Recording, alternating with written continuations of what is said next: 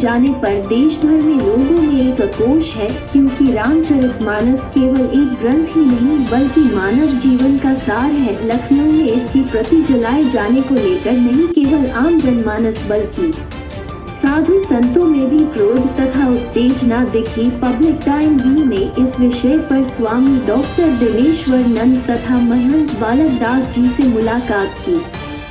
महाराज जी, अभी 2 दिन पहले खबर चल रही थी कि लखनऊ में रामायण के कुछ पन्ने जलाए गए हैं, तो ऐसे कार्य, घिनौने कार्य के ऊपर आपकी क्या प्रतिक्रिया रहेगी और संत समाज का इसमें क्या कहना है?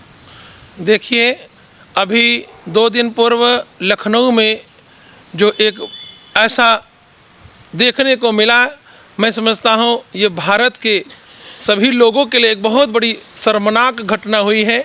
भारतीयों के लिए शर्मनाक घटना हुई। ये इसका किसी धर्म और संप्रदाय से संबंधित नहीं है, क्योंकि श्री रामचरितमानस हम सभी भारतीयों का एक मूल और प्राचीन ग्रंथ है।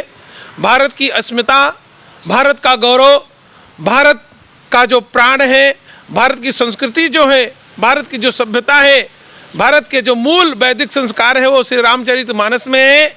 यदि कोई दुष्ट, आतताई, कोई राष्ट्र विरोधी यदि हमारे श्री रामचरितमानस को जला रहा है, मैं समझता हूँ वो प्रत्येक भारतीयों को चुनौती दे रहा है कि मैं तुम्हारी अस्मिता का नाश कर रहा हूँ, मैं तुम्हारे गौरव का खंडन कर रहा हूँ, मैं तुम्हारी संस्कृति को जला रहा हूँ, तुम्हारी सभ्यता को जला रहा हूँ।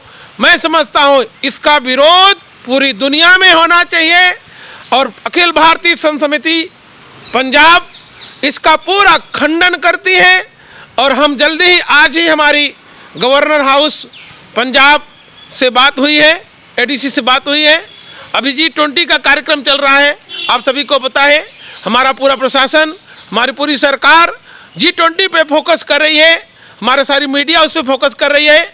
हम नहीं चाहते कि हमारा देश जो प्रगति की ओर चल रहा है, बढ़ रहा है, जिसके लिए कई महीनों से इतनी बड़ी तैयारियां हुई हैं, उस पे इस प्रकार का कोई प्रभाव पड़े। लेकिन मैं समझता हूं कि इसलिए ये कृतघ्न लोग, ये आतंकी लोग, आतताई लोग इसलिए ये कार्य किए हैं कि इसका प्रभाव हमारे G20 मीट पर भी पड़े। जो दुनिया के लोग, पूरे भारत नहीं पूरे विश्व के लोग आज भारत की अस्मिता के नाते, भारत के गौरव के नाते इस G20 में भाग लेने के लिए आए हैं और उनके सामने एक घिनौना कृत्य दिखाने के लिए किया जा रहा है। ये राष्ट्र को, ये भारत को बर्बाद करने की एक बहुत बड़ी साजिश के अंतर्गत ये घिनौना कार्य हुआ है। हम इस बात की निंदा करते हैं। वर्तमान में जो स्थितियां बन रही हैं, ये देश को अशांत करने की कोशिश की जा रही है, सनातन धर्म को तोड़ने की कोशिश की जा रही है।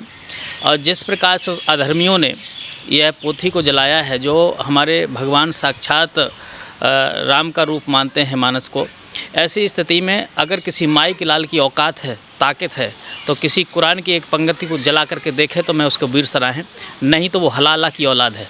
और मुझे लगता है कि ऐसे लोग जो है, कुकर्मी लोग, हलाला की औलाद ही कहे जाएंगे, जो इतना बड़ा दुस्साहस करने का काम किया है।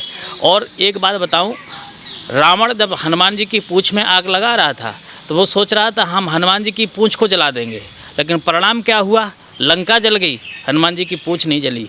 उसने रामचरितमानस को नहीं जलाया, बल्कि उसने अपने वंशज को जलाने का कार्य कर दिया है। अब वो नाम निशान उसका देश से मिट जाएगा, उसका वंश तक नहीं चलेगा, उसने जो कार्य किया है। ऐसी स्थिति में अभी हम यहाँ पर हैं पंजाब में, और 6 तारीख तक मैंने वहाँ के मीडिया के माध्यम से भी बात की है। मैंने 6 तारीख तक वहाँ की सरकार को अल्टीमेटम दिया है कि उसको तत्काल गिरफ्तार करके फांसी की सज़ा तक सुनाने का कार्य किया जाए।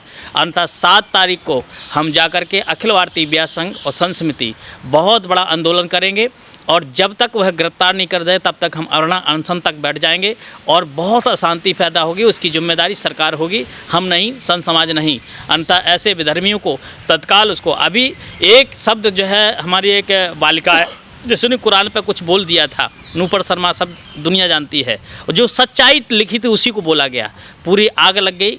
धड़ से सर को अलग करने की बातें कहने लगे लोग, और उसी स्थिति पर जिसने समर्थन किया कन्हैया को उसको सर से काट दिया गया, क्या क्या उपद्रव किया गया है, तब किसी ने कोई नहीं बोला। लेकिन आज इतना बड़ा कार्य हो चुका है, रामचरितमानस को जला दिया गया, इन विधर्मियों को किसी का आवाज़ नहीं आ रही है। किसी पार्टी, जबकि बीजेपी ने तत्काल उसको निकाल दिया था, लेकिन स्वामी प्रसाद मौर्य गाली दे के चला जा रहा है, उल्टा सीधा बोल के चला जा रहा है, और उसको आज तक जो है पार्टी से निकाला नहीं गया। सपा सरकार ने, सपा के लोगों ने आज तक उसको नहीं निकाला गया, अपने पास रखे हैं। ऐसी स्थिति में अब ये सनातन धर्म समझ चुका है कि कितना कुचक्र चल रहा है हमारे सनातन धर्म को और भारत देश को बदनाम करने के लिए, लेकिन अब इसका बहुत बड़ा परिणाम भुगतने के लिए तैयार हो जाए, नहीं तो अगर उसको गिरफ्तार नहीं किया तो संत समाज बहुत बड़ा आंदोलन करने के लिए बाध्य हो जाएगा। तो स्वामी जी, आपको क्या लगता है कि ये किसी की सोची समझी साजिश है? निश्चित रूप से इस साजिश के तहत सारा कार्य हो रहा है, नहीं तो इतनी जो कहा जा रहा है कि नारियों का अपमान उसमें है, कहीं कोई अपमान नहीं है। नारियों को सम्मान दिया गया, भगवान राम जी ने सबरी को सम्मान दिया, किसको नहीं सम्मान दिया? केवट को सम्मान दिया। अगर वो दलित विरोधी बात करते हैं, ये उनकी मानसिकता बात करते हैं, ये उनकी मानसिकता है। अगर माइक लाल की ताकत है, हम तो कह रहे हैं ना, कुरान से निकाल दिया जाए। कुरान में तो लिखा है, स्पष्ट शब्द में लिखा है कि वो क्या नाम से विधर्मी है, उसको मार दो, उसको काट दो, उसको ऐसा कर दो, वैसा कर दो। 8-10 आयतें ऐसी मैं पढ़ के आपको बता दूंगा, जिसमें अगर माइक लाल को उसको क्यों नहीं निकाल दे रहे, जो सनातन धर्म को तोड़ने का कार्य कर रहे, मानवता को तोड़ने का कर रहे, देश को ऐसे कुरान को आप नहीं कुछ कह रहे, लेकिन जो मानस पाठ पढ़ा रही है, जो शिक्षा दे रही है, लोगों को जोड़ने का कार्य कर रही है, उस मानस पे आप टिप्पणी कर रहे हो, उसको फाड़ रहे हो, उसको जला रहे हो। शर्म आना चाहिए ऐसे निर्लज्ज लोगों को। ये सब हलाला की औलाद हैं। तो स्वामी जी, एक रामचरितमानस में एक जो चौपाई पे जिसमें बड़ा हंगामा हो रहा है, ढोल गंवार शूद्र पशु नारी ये सभी ताड़न के अधिकारी, तो इसमें हर बंदा अपनी अपनी इसकी प्रेडिक्शन कर रहा है, हर इसको। देखिए ऐसा है, इसमें अर्थ गलत लगा रहे लोग। ढोर गंवार शूद्र पशु नारी, आप जानते हैं ढोर, जैसे ढोर है, ढोर कहते हैं पशु को या मूढ़ आदमी को। तो मूढ़ आदमी से जैसे आप बहुत छोटे हो और आपसे बहुत सबल आदमी, उसको आप मार पाओगे क्या? उसको मारा नहीं जा सकता, उसको ताड़ा जा सकता है, कि उसको समझा जा सकता है। ताड़ना मतलब समझना। ऐसे ढोल को क्या है कि आप अगर तेज मार दोगे तो फट जाएगा, तो उसको जब हम चढ़ाते हैं धीरे धीरे कर उसको सुर में ले आते, उसको कहते हैं ताड़न शब्द, उसको ताड़ना कहते हैं। उसी प्रकार से पशु, अब पशु बहुत प्रबल है, अगर आप डायरेक्ट उसके सामने मारेगा, सींग के द्वारा फेंक देगा कि नहीं फेंक देगा? उसको मार पाओगे आप? नहीं मार पाओगे, उसको भी समझना पड़ेगा। उसी प्रकार से स्त्री अगर नाराज है आपसे, तो स्त्री को ऐसा नहीं कि मारने से सुधर जाएगा, उसको समझना चाहिए कैसे उसको समझा करके, उसको बुझा करके। ये ताड़न शब्द उसको नाम है, और उसके बाद भी उसको तारण भी कह सकते हैं। जैसे कि मतलब ये सब तारने के अधिकारी हैं, इनको तारण भगवान ने तारा है। ये सारी चीजें हैं, अर्थ का अनर्थ लोग लगा रहे हैं, उसको गलत ढंग से पेश कर रहे हैं, लेकिन ऐसा नहीं है। तारने का मतलब है समझना, उसको समझ करके उसको समझाना, ये तारने का शब्द है। समझना, ताड़ना। ताड़ नहीं कहते यार हम ताड़ गए भैया, हमने इस सब चीज़ को समझ गए, ताड़ गए।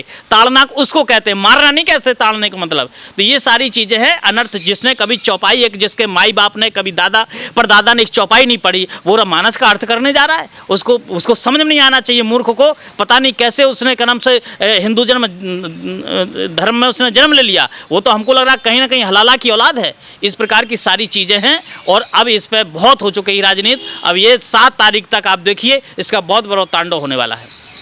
धन्यवाद।